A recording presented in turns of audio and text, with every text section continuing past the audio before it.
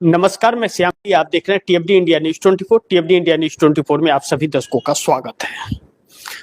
मोदी तो कहीं के नहीं रहे, ईरान और ट्रंप ने झटका दे दिया। एनडीए में भी हलचल मचा। अब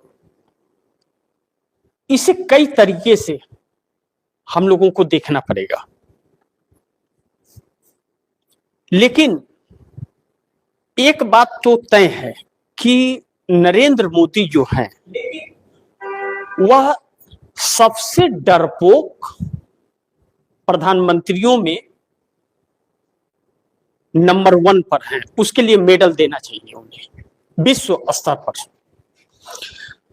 अब जिस ईरान और इजराइल युद्ध को लेकर मोदी 100% इजराइल और अमेरिका के साथ थे, तो इस युद्ध से अमेरिका भाग खड़ा हुआ।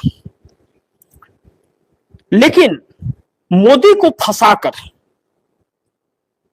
को फंसाकर और अमेरिका ने 30 दिन का सेंशन ईरान के ऊपर से तेल बेचने पर हटा दिया। रोक जो था उसे 30 दिन के लिए हटा दिया है कि वह 30 दिन तेल बेच सकता है।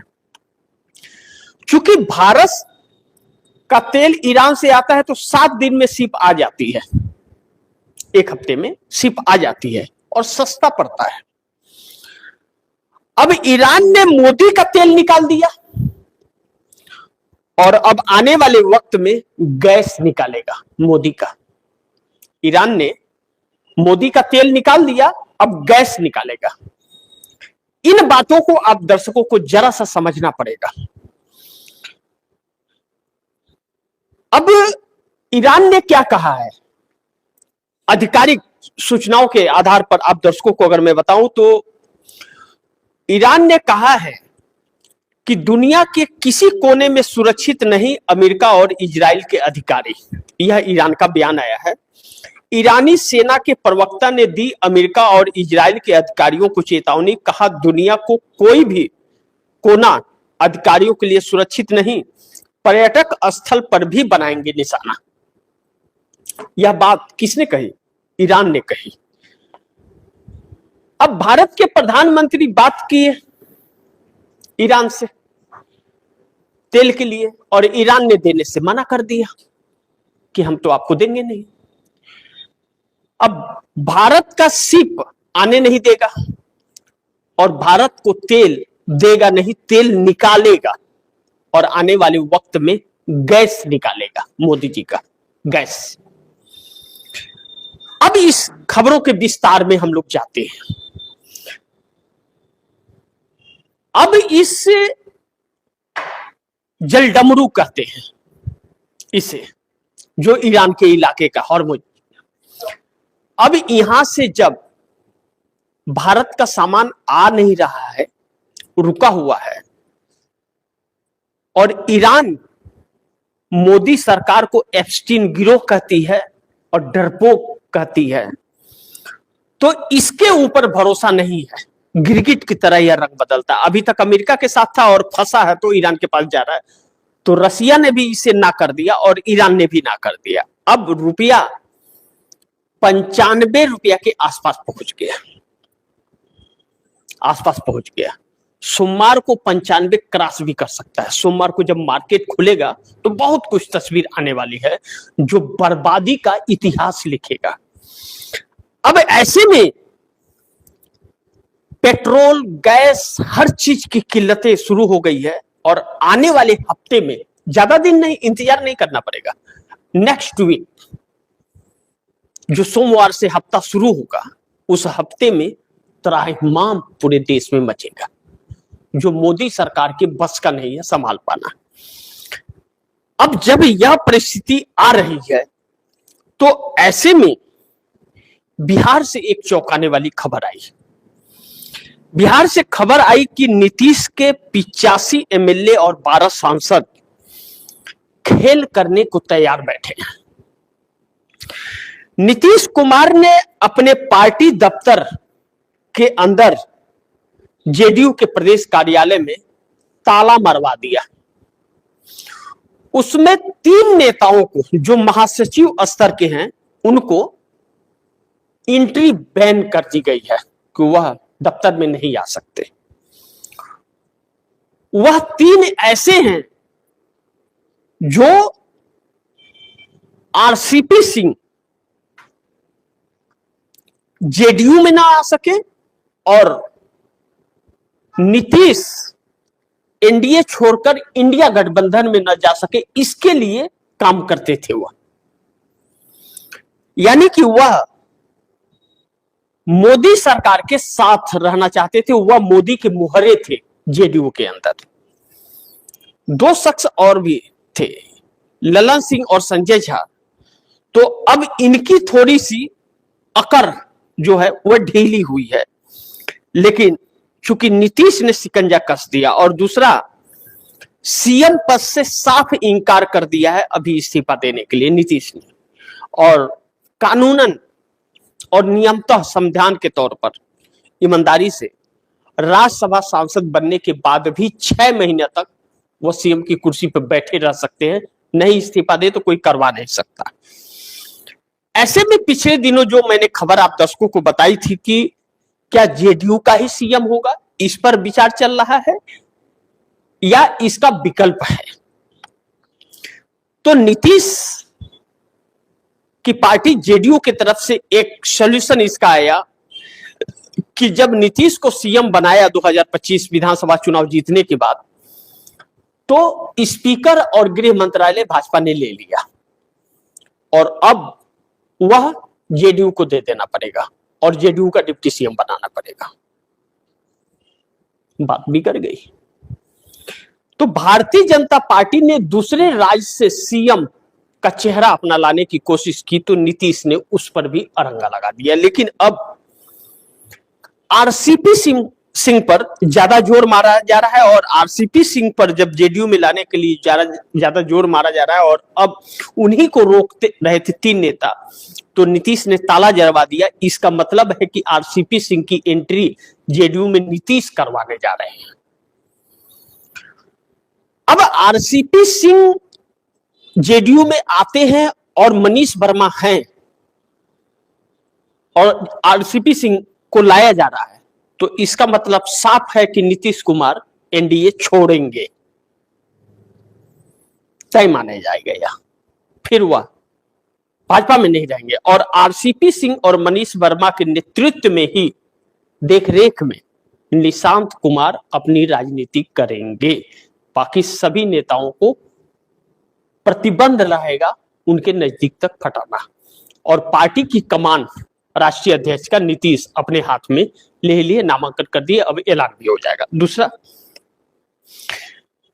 अब इन सारी परिस्थितियों के बीच एनडीए गठबंधन का यह जो टकराव और सब कुछ चल रहा है, यह क्यों चल रहा है? अब बिहार तक तो आप हो गए, बिहार में राजनीति चल रही है। बिहार में नीतीश कुमार वह सिर्फ अपनी पार्टी और कुर्सी के लिए कर रहे हैं, बिहार और देश के लिए नहीं। लेकिन आंध्र प्रदेश के अंदर चंद्रबाबू नायडू तोड़ेंगे अब अपनी चुप्पी, एनडीए का छोड़ेंगे साथ, क्वेश्चन मार्क। अब चूंकि जो ईरान युद्ध के अंदर नरेंद्र मोदी का रुख ट्रंप के साथ था और ट्रंप भाग खड़े हुए, और आज एक बहुत अहम खबर जो आई जिस पर गौर करना चाहिए, नजरअंदाज नहीं करना चाहिए, 4100 किलोमीटर दूर अमेरिकी खाड़ी के अंदर ईरान ने अपना मिसाइल छोड़ा, यह चेक करने के लिए और दुनिया को दिखाने के लिए कि यह भी क्षमता हमारे पास है। तो अमेरिका अगर भारत के जमीन से ईरान पर हमले का अगर प्लान तैयार कर रहा है और मोदी सबसे बात कर रहे हैं, तो ईरान की मिसाइल भारत में भी आने की क्षमता है और अमेरिका के नजदीक पहुंचने में की भी क्षमता है। यानी कि ईरान ने अपने मिसाइल से यह दिखा दिया कि 4100 किलोमीटर का तुझे ट्रेलर दिखाता हूं कि वहां भी तुम्हारे अगर शिप रहेंगे तो मैं उड़ा सकता हूं। और क्या कहा ईरान ने, उसे समझिए। ईरान ने क्या कहा अपने आधिकारिक रिपोर्ट में कि दुनिया के किसी कोने में सुरक्षित नहीं अमेरिका और इजराइल के अधिकारी। दुनिया के किसी भी हिस्से में, यानी कि अमेरिका में ढूंढ के भी मारेगा ईरान। इजराइल और अमेरिका के अधिकारियों तक यह बात आ गई कि अधिकारी को चुन चुन करके मारेगा, यानी कि यह जंग रुकेगा नहीं। अब ईरान के नेतृत्व को मारने के बाद यह सब कुछ हुआ तो सारे रास्ते ईरान ने ब्लॉक कर दिए। ब्लॉक करने से अब परिस्थिति यह आ गई है कि बड़ी बड़ी कंपनी बंद हो रही है और मजदूर अपने घर को निकल पड़े हैं। मजदूर को खाने पीने की दिक्कत होने की वजह से सारे मजदूर घर की तरफ रुख कर रहे हैं, यानी कि कोरोना काल से भी भयावह परिस्थिति और महंगाई इस देश की कमर को तोड़ने वाली है। तो चंद्रबाबू नायडू की अब चुप्पी टूटने वाली है इस पर।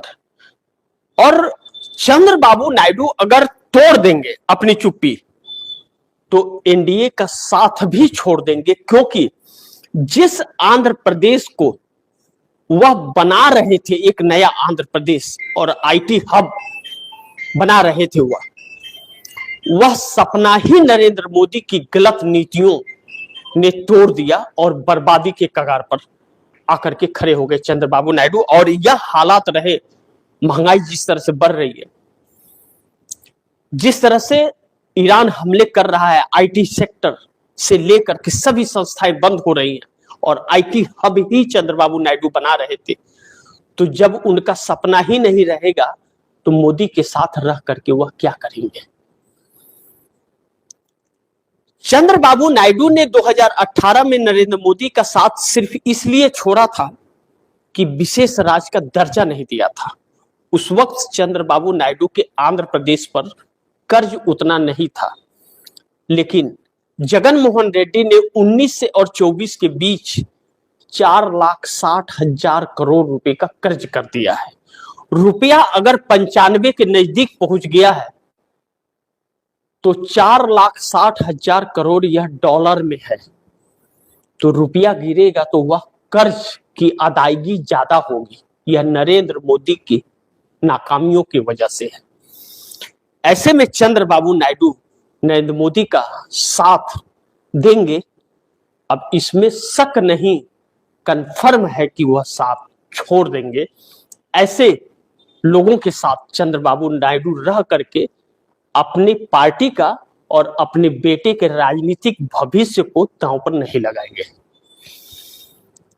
अब इसमें एनडीए और बीजेपी दोनों में टकराव अगर है तो पीएम का चेहरा बदलेगा। एनडीए और बीजेपी दोनों में टकराव है, पीएम का चेहरा बदलेगा। अब अगर पीएम का चेहरा नहीं बदला तो फिर यह देश बदल जाएगा, इस बात से इंकार नहीं कर सकते। क्योंकि कहते हैं ना अति बोलता, ना अति चुप, ना अति करता, ना अति धूप। ज्यादा चुप्पा व्यक्ति सही नहीं होता है। और नरेंद्र मोदी बोलते हैं तो बहुत बोलते हैं, और जब चोरी पकड़ी जाती है तो चुप्पी साथ लेते हैं, जो इस वक्त है। अब आप दर्शकों को यह जानना जरूरी है कि इस वक्त जो मोदी आपको दिख रहे हैं और जो 2014 से 2025 के बीच जो मोदी दिखे थे, जरा इसे समझ लीजिए। 2014 से 25 के बीच जो मोदी दिख रहा था आपको, वह मोदी नहीं था, वह मीडिया का बनाया हुआ मोदी था। और आज जो मोदी भागता फिरता दिख रहा है, यह असली गुजरात वाला मोदी है, जो आज देश का प्रधानमंत्री है। यह असलियत है इस शख्स की, जो आज दिख रहा है। चुप्पा, भगोड़ा, कायरता सब दिख रही है। ऐसे व्यक्ति के हाथ में देश कितना सुरक्षित है आप समझ सकते हैं। नीतीश और नायडू मिलकर के ही पीएम का चेहरा बदल सकते हैं, या तो फिर भारतीय जनता पार्टी बदले।